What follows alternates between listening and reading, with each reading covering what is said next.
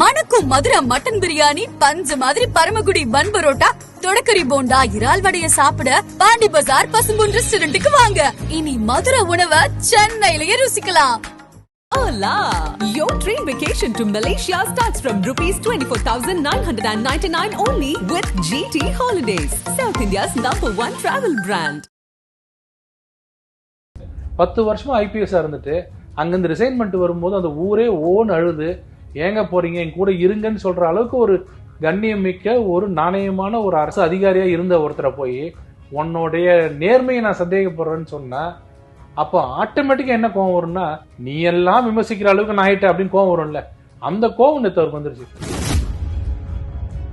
ஒரு முன்பாக ஒரு கூட்டணி கட்சியாக இருந்த ஒரு கட்சியுடைய தலைவரை இந்த மாதிரி ஒரு லாங்குவேஜ் யூஸ் பண்ணி பேசலாமா அப்படிங்கிற ஒரு கேள்வி இருக்கு. நீங்க நல்லா பாருங்க, யாருமே எடப்பாடி அவர்களை பத்தி யாருமே தப்பா பேசல. அவர் பாட்டுக்கு நாங்க எங்க வேலையை பார்த்துட்டு இருக்கோம், நாங்க கூட்டணி இல்லை, நாங்க எங்க கட்சியை வளர்க்க போறோம்னு சொல்லிட்டு இருந்தோம். நேத்து காலையில எதுக்கு திடீர்னு ஒரு பிரஸ் மீட்டை கூப்பிட்டு பேசினாரு? கூவத்தூர்ல ஒன்றும் நீங்க என்ட்ரன்ஸ் எக்ஸாம் வச்சு பாஸ் பண்ணலையே, அப்போ சசிகலா அவர்கள் இருந்து யாரும் கை காமிச்சாங்கல்ல, அதை சொல்றாரு. நீங்க எப்படி வந்தீங்க? தவழ்ந்து போய் பதவிக்கு வாங்கினதுலதான் உண்மைதானே.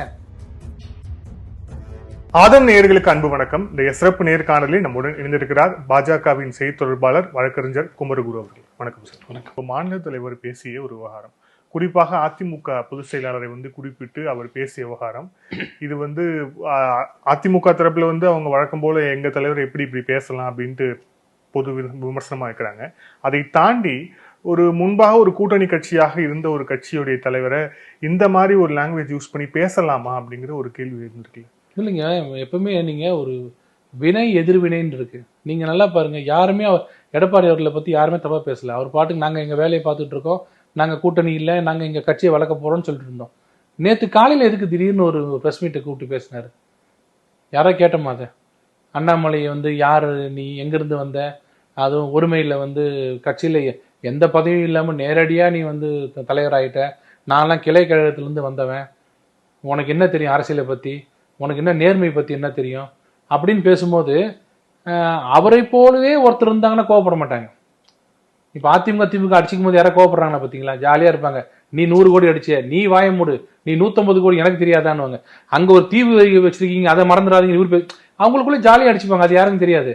ஆனா உண்மையிலே கோபம் வர்றது எதுங்கன்னா, இல்லாத ஒண்ணு சொல்லும் போது, உன் நேர்மையை சந்தேகப்படுறன்னு அவன் சொல்லும் போது, 10 வருஷமா ஐபிஎஸ்ஸா இருந்துட்டு அங்கிருந்து ரிசைன்மெண்ட் வரும்போது அந்த ஊரே ஓன்னு அழுது, ஏங்க போறீங்க, என் கூட இருங்கன்னு சொல்ற அளவுக்கு ஒரு கண்ணியம் மிக்க ஒரு நாணயமான ஒரு அரசு அதிகாரியா இருந்த ஒருத்தரை போய் உன்னுடைய நேர்மையை நான் சந்தேகப்படுறேன்னு சொன்னா, அப்போ ஆட்டோமேட்டிக்கா என்ன கோவம் வரும்னா, நீ யோக்கியமா அப்படின்னு தான் எல்லாரும் வரும்.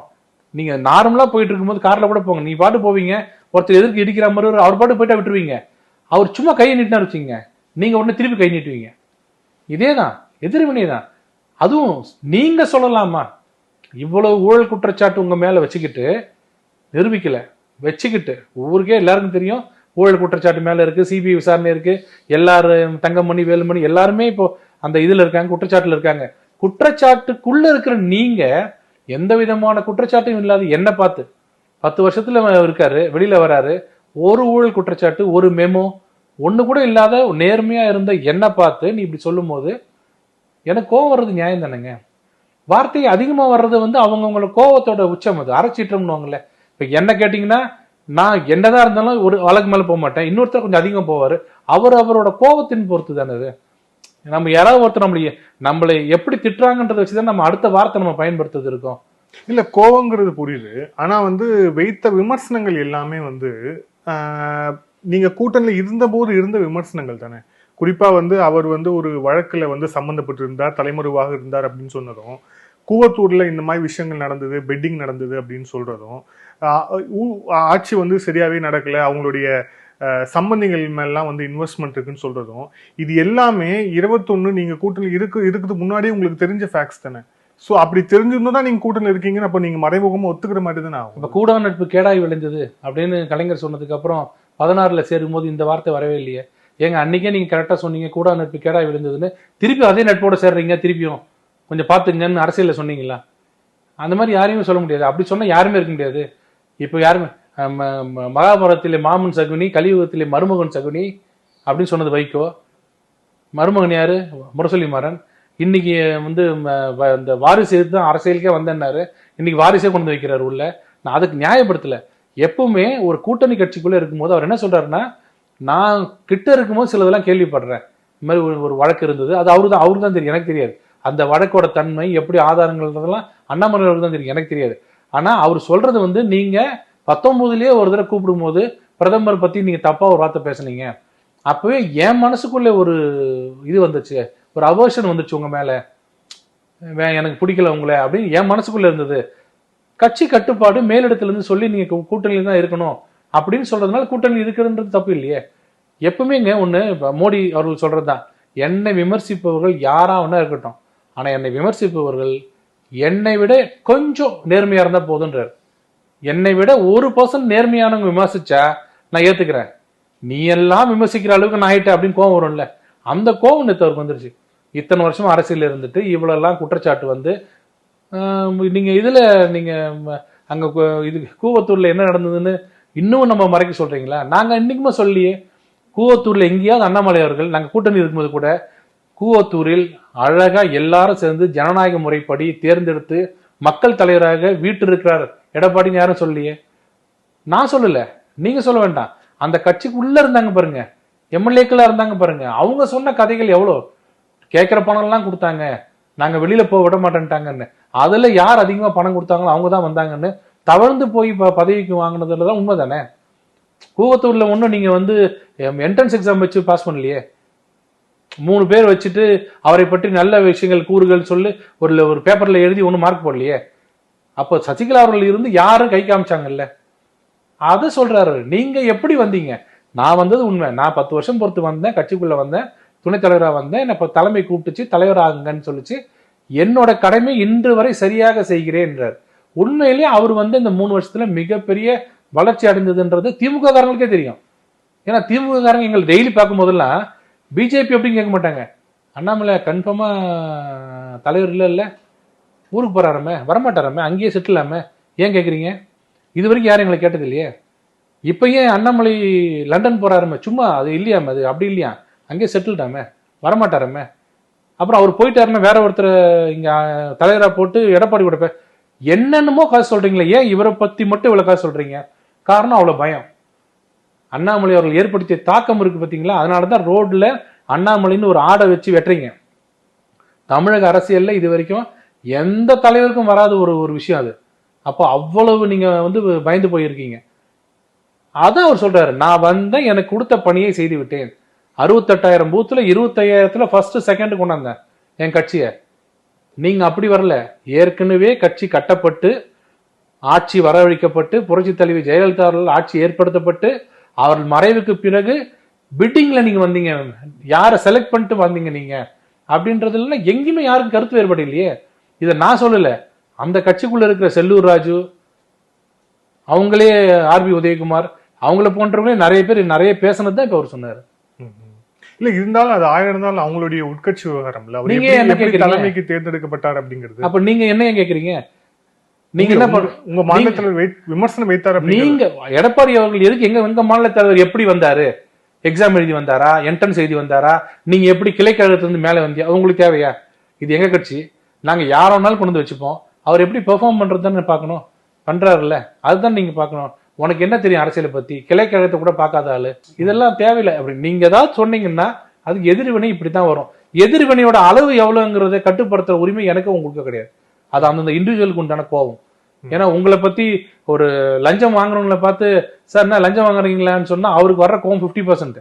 லஞ்சம் வாங்காத ஒருத்தரை பார்த்து லஞ்சம் வாங்குறீங்க கேட்டா அவர் 100% வரும். நீங்க உடனே என்ன சார் அவரு 50% கோபம் வந்தது உங்களுக்கு 100% வருது சார் அப்படின்னு கேட்க முடியாது. கோபம்ன்றது அவங்களோட நேர்மையை பொறுத்து திருப்பி அடிக்கும். இவரோட கோபம் வந்து அவரோட நேர்மையை திருப்பி அடிக்குது. நேர்மையை சந்தேகப்படுறியா நீ அப்படிங்கிறாரு. நான் என்ன கேட்கிறேன், இவ்வளவு சவால் விடுறாரு இல்லைங்க அண்ணாமலை அவர்கள். இங்க யாரு ஆட்சியில் இருக்கீங்க இப்போ? அங்க யாரு கர்நாடகாவில் ஆட்சியில் இருக்கீங்க? காங்கிரஸ் தானே. நீங்க நினைச்சா அவர் மேல ஏதாவது குற்றம் வந்து எடுக்க முடியாதா? சவால் விடுறாருல்ல, நான் 10 வருஷம் இருந்தேன், என் மேல ஒரு குற்றச்சாட்டு காமிங்கன்ற சொல்றாருல்ல, அந்த நேர்மையை பாராட்ட மாட்டீங்க. இந்த நேர்மை யாருக்காவது சொல்ல முடியுமாங்க? தமிழக அரசியல் யாராவது சொல்ல முடியுமா? சொல்லுங்க, என் மீது ஒரு ஊழல் குற்றச்சாட்டை சொல்லுங்கன்னு சொல்ல முடியுமா? இதுதான் அவருக்கு இவருக்கு வித்தியாசம்.